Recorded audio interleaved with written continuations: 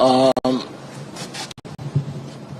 think last time we asked you to come along to the National Control Center, which is manned 24 hours with residents of some of the senior engineers within the facility. And so, yes, when the power went off and I got to the National Control Center from the airport, there was already houseful restoration had already started. So yes, we do have. We know what caused the problem yesterday. Like we've mentioned, if a line is dimensioned for 80 megawatts and it is carrying 120, and a small intermittent happens, you remove the Uganda power, for example, which was running at 20 megawatts. The line inherently picks up another 20 megawatts and it's already overloaded to be able to supply our homes and industry. And so it moves from 120 megawatts to 149 megawatts. I did mention, maybe that's why I said a bit of engineering here. So at 149, when it is dimensioned for 80, it was already an overload, it dripped. When it dripped, what then happens and the engineers can explain better, is the next station will seek to supply power to all the other stations, whereas we have pulled down, or a system has pulled down to protect itself at Moroni Kisumu. And so another overload occurs. And these things are, if you saw our graphs, they happen in milliseconds. And it cascades very quickly. So that, because you did hear that we feed Juja, Moroni. And it then the overload reaches Juja. And Juja gets overloaded because it tries to compensate. And it cascades. And the interesting thing about this engineering is, whereas we see the outage or the blackout to be bad, it's actually the system protecting itself. Can you imagine if there was no protection and the system burned down? We'd be talking about having to build the system for another 1, 2, 3, 4 years. So there's nothing wrong when you get a drip in your house, when the circuit breaker drips, because it is basically saying, instead of burning the house, open the circuit so that there is no power in the house. But when that circuit is opened, the system tries to compensate because we have got a mesh of a network in the whole country. So really, the overload is something we need to address. Like I mentioned, if you followed that, the challenge in our unbundling is that Kenya Power runs with a revenue provisioning that enables to get their O&M and their investments, as done by EPRA. That is why we had that tariff review in March. Kenya Power and the other IPPs do their generation without going to the government coffers. It's only Kentraco who goes to the government basket to fight for the little resources. And that is why I did mention that we are now doing most of the transmission networks using private-public partnership. We have got, like you had, Gilgil, Thika, Mala, Konza. We've got a number of lines like the one you have had in Kipevu where? In Baraki, which was actually supposed to be done with Bomet and Narok in 2017.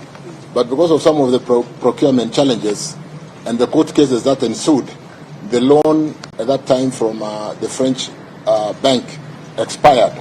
And here we are in 2013 trying to build a line that should have been built in 2017. There was already overloading in 2017. And today we have not built that line. So we need to work more prudently to make sure we deliver on these projects and be able to address those problems. The load shedding, yes, it means power rationing, but very limited power rationing where the lines are constrained. If you followed again what I just said in the last statement, if you go to Chemosit, which is a 132 kV station, we'll have a number of feeders of 33 kV serving particular areas of that town. The 6 feeders at 33 will be drawing so much power. You would want to only pull out 1 or 2 to limit the power being sucked from that 132, and therefore limit the overloading on that line.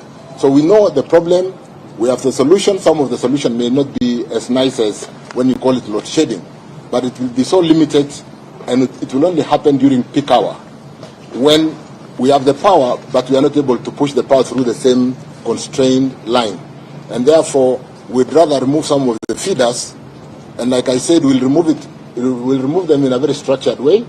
We'll communicate through you and through our leadership to be able to understand which region, which feeder will be out today. It will be very limited, because what happens when that line is overloaded, it cascades down and causes a national problem. So the question we should really be asking, is it better to do the limited load shedding in small pockets of the country, particularly that region which is causing the overloads, or is it better to have a national blackout? That should be the debate. And that is the debate we'll have between today and Thursday, and come out with a proper schedule on how we are going to manage the overloads in the few links which are overloaded. It is not a whole country overload. We have sorted out, like you had Kimuka, which is a challenge. We are sorting out Lake Turkana with some STATCOMs, again very expensive voltage stabilizers. We have sorted out Ortum. We are finishing Kitale in a very short while.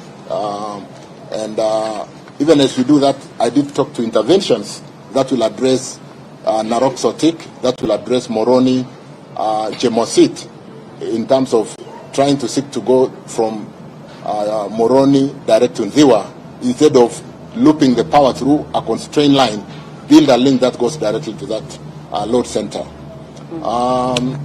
Can we? The backup, we do have backup. Like I said, when we give you the statement, you'll see that even when we went down, we were receiving 184 megawatts from Ethiopia.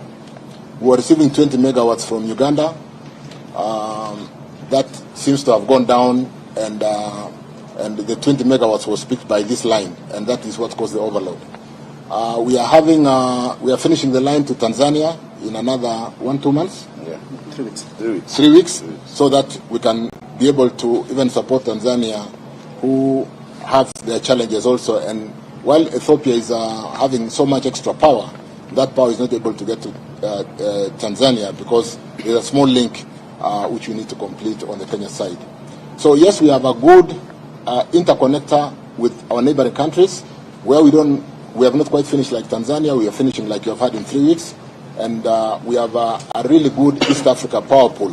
The Lessos Tororo is still a problem, because again, some litigation, but we are unlocking that challenge, and we will be able to build Lessos to Tororo. Is that correct? Yes. To be able to interconnect with Tanzania, no, using Uganda. To Uganda 400 kV, to be able to get more power in and out of Uganda. Let me start here and come this side.